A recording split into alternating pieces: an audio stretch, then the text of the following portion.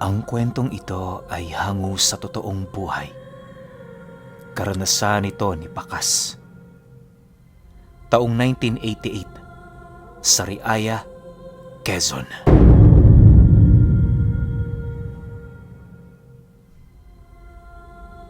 Itong mga panahong ito, kasalukuyang naninirahan si Pakas sa puder ng kanyang lolo't lola.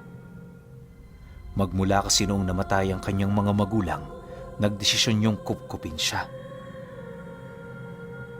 Bagaman masama ang pagkakakilala ng pamilya nila sa kanilang baryo, pinipilit niya pa ring mamuhay ng payapa. Kung hindi niyo kasi naitatanong, ang dalawang matandang bumubuhay sa kanya ay purong manlalason. Wala itong ibang trabaho kundi ang pumatay, alinsunod sa utos ng kanilang mga parokyano.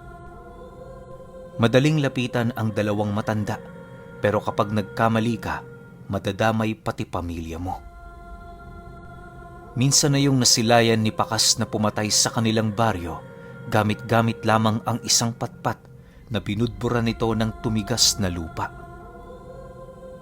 2 araw lamang ang itinagal ng mga panauhing yon bago yun tuluyang binawian ng buhay.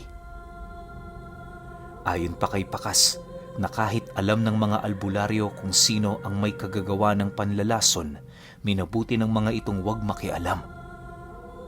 Para sa kanila, hindi kalaban ang mga magulang niya, bagkus yon ay mga kaibigan. Alam din naman ng mga albularyo na nakagawa lamang yon ng pagkakasala sa isang tao kapag nasasagad na ang pasensya nito. Isang araw, habang nagwawalis ng bakuran itong si Pakas, nasipat niya ang mag-asawa na naglalakad papalabas. Nakasuot yun ng salakot at meron yung daladalang bayong. Pagsilay ng kanyang lolo sa kanya, agad naman yung lumapit para abisuhan siya ng mga bagay na kanyang gagawin. Iho, alis muna kami. Yung niluto ko, pakitingnan mo na lang. Habilin ng matanda. Sige holo, ako na hong bahala rito. Mag-iingat ho kayo ha. Sagot naman niya rito. Matapos ang kanilang pag-uusap, agad namang umalis ang matanda.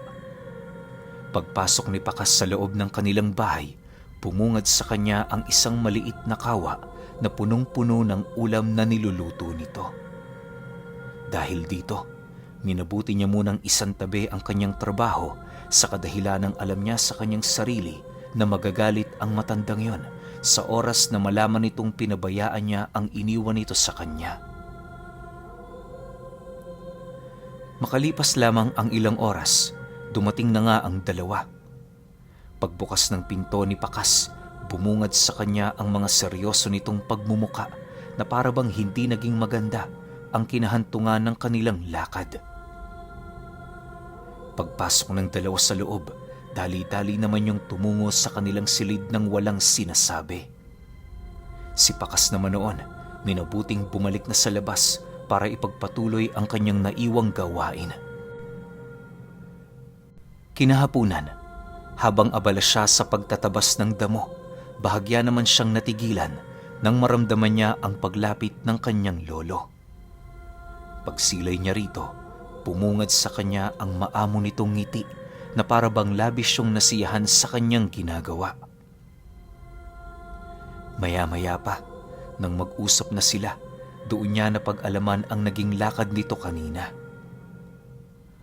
Ayon sa matanda, meron silang pinatay na lalaki sa baryo, gawa ng nagkakalat yun ng masamang balita ukol sa kanila. Bagaman alam ng kanyang lolo na may lahing aswang ang lalaking yon, tinuluyan niya pa rin ito. Para sa kanya, walang sino man ang may karapatang siraan sila, lalo pat kung hindi naman yun totoo. Dagdag pa nito na, alam niya ring hindi pangkaraniwang lahi ang kinakaaniban nito, kung kaya't minabuti niyang maghanda habang hindi pa nangyayari ang mga bagay na matagal na nilang iniiwasan. Matapos naman itong marinig ni Pakas, tanging paglunok na lamang ng laway ang nagawa nito, dala ng kanyang pagkabahala. Halos hindi niya kasi lubos maisip kung papaano humantong sa ganoong sigalot ang kanilang pamilya. Bagaman naniniwala siyang malakas pagdating sa panlalason ang kanyang lolo't lola, hindi pa rin siya gaanong nagpakakampante sa kadahilanang hindi lang tao ang kalaban nila. Para kay Pakas, maituturing na yung banta sa kanilang mga buhay sa kadahilanang matagal na niyang alam na ang mga aswang ay mahilig magkimkim ng galit at puot sa kanilang mga katawan. Lo, ano ho ang gagawin natin? Di ba sabi nyo, mas malakas sa inyo ang mga aswang? Bakit nyo ngayon sila kinakalaban? Nababahalang tanong ni Pakas. Nang marinig naman yon ng matanda, seryoso lang naman yung tumitig sa kanya habang sumasagot dito ng, Minsan, kahit hindi mo sigurado na ikaw ang magwawagi sa digmaan, kinakailangan mo itong harapin. Hindi lang buhay ang nakataya rito, bagkus ay ang ating dignidad at respeto sa mga nakakakilala sa atin. Sa tingin mo, kung aatras ako sa kanila, ano ang sasabihin ng mga katulad kong manlalason dito? Duwag ako? Mahina? Puro mga ordinaryo lamang ang napagdidiskitahan? Ayaw kong mangyari yan na po.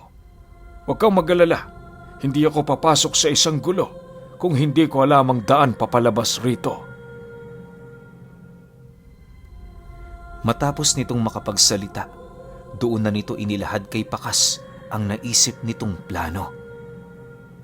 Ayon sa matanda, meron pa silang 3 hanggang 4 na araw para gumawa ng depensa papaikot sa bahay nila. Naniniwala ito na sa loob ng mga araw na yon, walang ibang gagawin ng kanilang mga kalaban kundi ang magmanman at makinig. May posibilidad din yung bumisita sa kanilang tahanan upang tapatang ilahad ang banta ng kanilang angkan. Dagdag pa ng matanda, hindi nila kinakailangang pumunta kahit saan sa kadahilanang kagaya ng mga aswang, meron din silang mga alas na pinanghahawakan. Sa pagpapatuloy ng kanilang pag-uusap, hinikayat siya ng kanyang lolo na makiisa sa digmaang magaganap. Dahil sa pag-aasam niyang makatulong, kung kaya't hindi naman nag-alangang sumang-ayon itong si Pakas. Matapos marinig ng matanda ang kanyang kagustuhang tumulong, agad naman silang tumungo sa silid nito para umpisahan ang unang araw ng kanilang pagsasanay. Sa pagdating nila sa loob, bumungad ang lola niyang abalang-abala sa paghahalo ng iba't ibang uri ng likido. Matapos niya yung masilayan, agad naman siyang inabutan ng matanda ng isang maliit na libro na naglalaman ng sikreto ng kanilang aral. Binubuo yun ng iba't ibang uri ng sangkap sa paggawa ng malalakas na uri ng lason.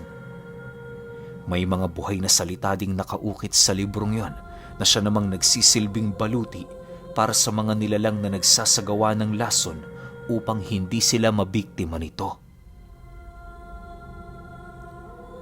Matapos itong masilaya ni Pakas, doon na nila inumpisahan ang unang hakbang ng kanyang pagsasanay. Sa araw na yon, wala silang ibang ginawa kundi ang magkabisa ng mga buhay na kataga upang masigurong hindi siya mamamatay sa oras na gawin na nila ang lason. Ayon sa lolo niya, hindi naman siya makikipaglaban bagkus ay tutulong lamang siya sa mga ito sa paghahanda ng mga pangontra pamatay sa mga aswang. Dagdag pa nito, kinakailangan din niya yung gawin sa kadahilanang may posibilidad na maaari siyang maapektuhan ng lason sa oras ng labanan. Makalipas ang araw na yon, naging maayos naman ang lahat. Kahit papaano, mahimbing pa rin naman ang tulog nila noong gabi.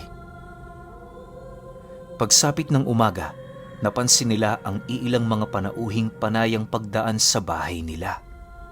Noong una, inakala nilang purong mga magsasaka lamang ang mga ito, subalit nang mamukaan ng kanyang lolo ang isa sa mga taong yon, ito na mismo ang nagkumpirma na nag-uumpisa ng magmasid ang mga aswang sa bahay nila. Lumipas lamang ang ilang minuto Nang mapagtanto nilang nakakapitong balik na ito, dali-dali naman nila yung hinarang para kausapin. Matapos nila yung gawin, bahagya namang natigilan ang nilalang na yun sa daan.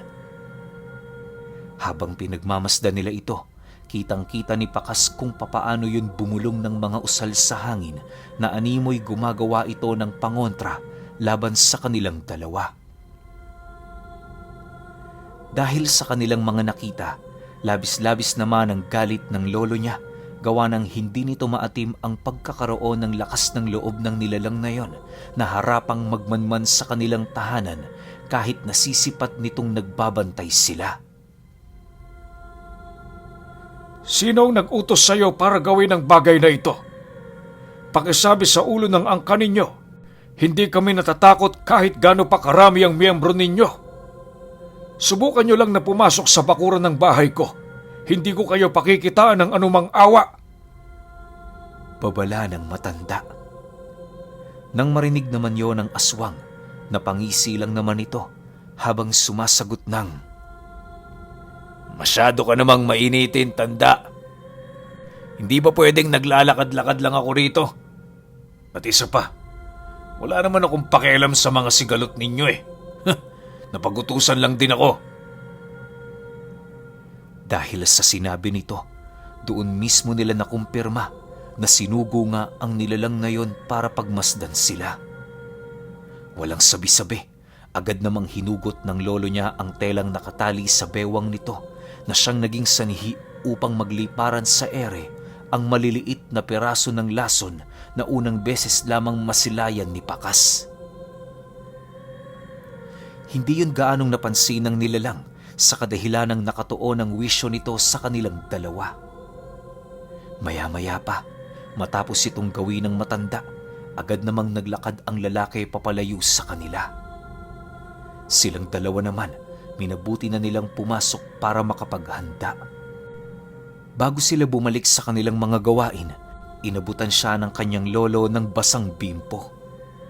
Ayon dito, kinakailangan niyang maghilamos ng muka upang masigurong hindi papasok sa kanyang ilong o bibig ang bakas ng lason na isinaboy nito sa hangin. Bagaman kontrolado yun ng matanda, mas mainam pa ring magdoble ingat, lalo pat buhay ang pinag-uusapan.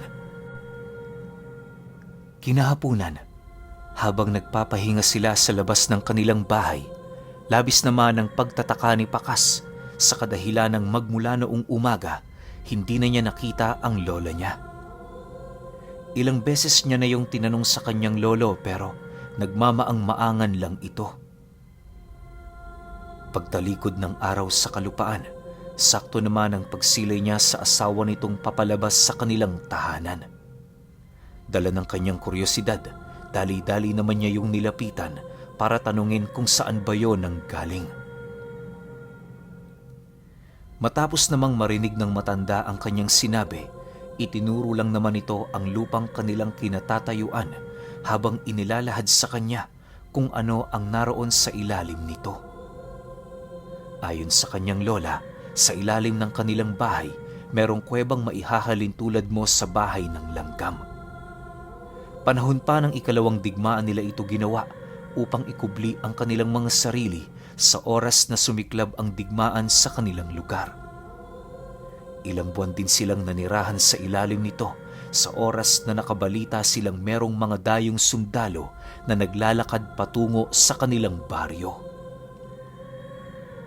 Pagtatapat pa nito sa kanya na ang mga lasong kanilang ginagamit sa pagpatay ng kanilang mga biktima ay matatagpuan sa ilalim ng bahay nila.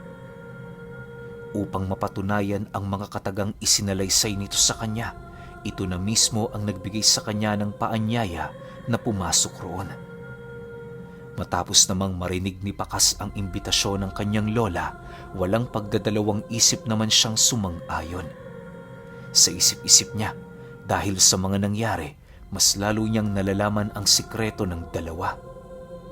Inaasahan naman niyang ilalahad nito ang mga lihim nito sa kanya, pero hindi pa sa ganoong edad at estado.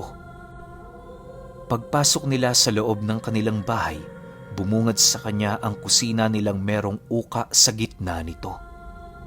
Dahan-dahan sila roong bumaba hanggang sa marating na nila ang ibabang parte ng yungib. Habang binabagtas nila Pakas ang daan, doon niya nasilayan ang iba't ibang uri ng ugat na mayroong kulay na nagliliwanag. Walang nakasinding sulo sa ilalim pero nakapagtatakang napakaliwanag nito. Makalipas lamang ang ilang minuto, narating na nga nila ang dulong parte nito kung saan bumungad sa kanila ang rehas na naghihiwalay sa daan at sa silid na binabalot ng kadiliman. Paglapit doon ng dalawang matanda, kinatok nila yon ng 3 beses at kasabay nito ang paglitaw ng 2 sungay na unti-unting umuusli sa rehas. Paglapit nito sa kanyang lolo, kampante naman itong hinawakan ng sungay na yon habang nakangising nakatitig sa kanya. Ito ang pinanggagalingan ng aming mga lakas, Apo. Ito din ang dahilan kung bakit pinipili naming manatili sa bahay na ito. Alam mo kasi, ang bawat dalubhasang antingero nagtataglay ng mga ganitong hayop. Hindi lang ito basta-bastang hayop dahil binubuo ito ng iba't ibang lasong hindi mo matatagpuan sa ating mundo. Sila ang aming sandata, gayon din ang aming proteksyon. Wika ng lolo niya. Matapos nitong makapagwika, agad namang naglaho sa kanyang paningin ang nilalang na yon. Hindi niya nasilayan ang tunay na wangis nito dahil sa sobrang dilim ng silid na pinagtitirhan nito. Maya-maya pa, nang maikot na nila ang kabuuan ng lugar, mas lalo pang naunawaan ni Pakas ang kakayahan ng 2 matanda. Bagaman masama ang gawaing nagbigay sa kanila ng pribilehiyo sa baryong yon, hindi niya maipagkakailang humahanga siya sa kakayahan ng mga ito. Kahit sino naman siguro, bibilib kung kahusayan lamang sa panlalason ang pag-uusapan. Sa pag-ahon nila sa yungib na yon, dala-dala nila ang likidong kinuha nila sa pangil ng alaga ng lolo't lola niya. Pagdating nila sa silid nito, agad naman nila yung hinaluan ng iba pang mga likido, kagaya ng dugo ng lumilipad na butiki at tuyong halaman na nanggaling pa sa ilalim ng dagat. Matapos nila itong maipahid sa kanilang mga armas, isinabuyo ng kanyang lolo sa bakuran ng kanilang tahanan kung saan kalimitan nila yung dinaraanan. Dahil sa ginawa nito, naging palaisipan naman para kay Pakas kung papaano sila daraan sa lugar na yon. Ayon kasi sa kanyang lolo, sino man ang makaapak sa isinaboy nito sa bakuran nila, mamamatay. Hindi rin biro ang pagdadaan ng pasakit nito bago yun tuluyang bawian ng buhay. Habang pinag-iisipan niya ang tungkol doon, bahagya namang nabaling ang kanyang atensyon sa matanda nang marinig niyang magwika ito sa kanya ng, Iho, bukas alis kami ng lola mo. Kapag may kumatok rito, pagbuksan mo. Pag may humingi sa iyo ng tubig at makakain, bigyan mo. Huwag mo lang kalilimutan na ang ibibigay mo sa kanilang mga pagkain ay ang minatamis na ginawa ng lola mo. Dito ka rin sa bangang itong kumuha ng kanilang inumin. Nang marinig ito ni Pakas, agad naman niyang tiningnan ang bangang binuksan ng kanyang lolo. Pagsilay niya rito, tumambad sa kanya ang mga alikabok na panayang pag-ikot sa gitna ng tubig kahit hindi naman yun gumagalaw o ginalaw. Pagsilay ng kanyang lolo na tinatangka niya yung amuyin, agad naman siya nitong pinigilan habang nananatiling walang imik. Sa pagsapit ng sumunod na araw, hindi pa man sumasapit ang bukang liwayway, nasipat na niya ang 2 matandang naglalakad sa labas ng kanilang bahay. Hinayaan lang naman niya ito, alinsunod sa nais nitong mangyari. Kinahapunan, habang siya'y naghihintay, nasipat niya ang grupo ng kalalakihan na naglalakad papasok sa kanilang bakuran. Pag-apak nito sa lugar na sinabuyan ng kanyang lolo, bakas sa pagmumukha ng mga ito, ang animoy pagkagulat ukol sa mga bagay na kanilang naramdaman. Sa pagbukas ng pinto ni Pakas, bumungad sa kanya ang napakasangsang na amoy ng kalalakihang yon. Sa pagkakatanda niya, nasa humigit 8 katao ang bumisita sa kanila. Matapos niyang marinig na humingi yun ng tubig at makakain, agad naman niya yung inabutan ng walang pagdadalawang isip. Matapos niya yung gawin, laking gulat na lamang niya nang biglang ngumisi ang mga ito habang nagsasalita ang lalaking nasa kanyang harapan ng, Ano kami, baliw? Makikikain sa pamilya ng mga manlalason?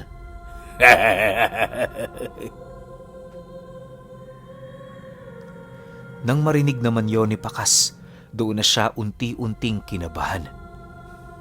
Pagsilay niyang puwersahan na itong papasok sa kanilang tahanan, dali-dali naman niyang itinrangka ang kanilang pinto. Nang magawa na niya ito, panay naman ang pagsaboy niya ng kung ano-ano sa labas ng kanilang bahay. Nakalimutan na din niya ang mga usal na itinuro ng kanyang lolo sa kanya dahil sa kanyang takot at pagkabahala. Makalipas lamang ang ilang minuto, kitang-kita ni Pakas sa siwang ng kanilang pinto ang panghihina ng mga nilalang na yon. Isipin ninyo, hindi man lang ito uminom o tumikim ng mga ibinigay niyang pagkain, subalit naapektuhan pa rin ang mga ito. Nang maramdaman naman ng mga nilalang na medyo nanghihina na ang kanilang mga katawan, dali-dali naman silang naglakad papalayo ng bahay. Subalit, hindi pa man sila nakakalabas ng bakuran, nakasalubong nila ang 2 matanda na merong daladalang mahabang lubid. Mabilisan niyong ipinulupot sa kanilang mga katawan at kasabay nito ang dali-dali nitong pagkaladkad ng kanyang lolo. Pagsilay ni Pakas na papasok na yon sa loob, agad naman niyang binuksan ang pinto. Halos ilang minuto lang noon ang dumaan matapos yung maisakatuparan ng kanyang mga kinikilalang magulang. Ayon sa kanya, wala naman silang ibang ginawa sa mga aswang na yon kundi ang ipasok ito sa uka na naroon sa kanilang kusina. Matapos nila yung gawin, hindi na nila narinig ang boses ng mga aswang sa ilalim. Animoy kisap mata lang noon ang naging pagitan nang maglaho sa kanilang mga tenga ang bawat sigaw ng mga nilalang. Sa pagbalik ng katahimikan sa paligid, inilahad ng kanyang lolo sa kanya ang ginawa nito noong umaga. Ayon dito, kaya sila umalis ng maaga ay para puntahan ang mismong pugad ng mga aswang na kalaban nila. Bago pa man yung tuluyang makagawa ng hakbang para paslangin silang 3, inunahan na nila ito. Malakas ang mga aswang pero meron silang oras kung saan nanghihina sila ng husto. At ang oras na yon ang ginamit ng lolo niya para kitila ng buhay ang mga kalaban nila. Dagdag pa nito na maaaring ang mga panauhing bumisita sa kanilang bahay noon ay ang mga mandirigma ng lahing yon na siyang naatasang pumaslang sa kanila. Malamang sa malamang, hindi lang natunugan ng kanilang mga kalaban ang nakahandang patibong ng lolo ni Pakas. Mariin din itong inilahad sa kanya, kinain ng buhay ng kanilang alaga ang mga aswang na hinulog nila sa uka. Dahil sa mga nalaman noon ni Pakas, mas lalong tumindi ang kanyang paghahangad na matutunan ang aral ng panlalason. Hindi niya yun pinag-aralan para sa kanyang pansarili lamang, bagkus ay dahil na rin sa kanyang pangarap na respetuhin ng karamihan. Naniniwala siya, hindi sa salapi o estado sa buhay nang gagaling ang totoong respeto ng mga taong nakapalibot sa iyo, kundi sa kung ano ang kaya mong gawin sa kanila sa oras na ginawan ka na nila ng pagkakasala o kamalian. Sa paglipas ng ilang buwan, ni isang aswang wala nang nagparamdam sa kanilang tahanan. Maging ang mga albularyo noon sa kanilang lugar ay hindi maiwasang mapaisip kung saang lupalop na pumunta ang angkang yon. Sa halos humigit ilang taong pananahimik nila Pakas, hindi niya maipagkakaila ang mabilis na paglawak ng kanyang karunungan sa hanay ng panlalason. Kung noon katuwang lamang siya ng kanyang ama sa paggawa ng sangkap, ngayon isa na siya sa binabayaran para pumaslang. Sila ang representasyon ng galit ng mga parokyano nilang nagpapabayad para ipapatay ang mga taong kinamumuhian ng mga ito. Pero alam niyo ba na kahit napakahusay na ni Pakas sa larangan ng panlalason, hindi niya pa rin makakalimutan kung ano nga ba ang totoong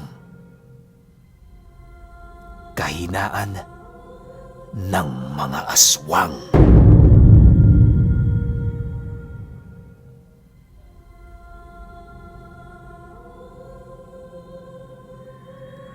Okay, opinyon ko sa kwento.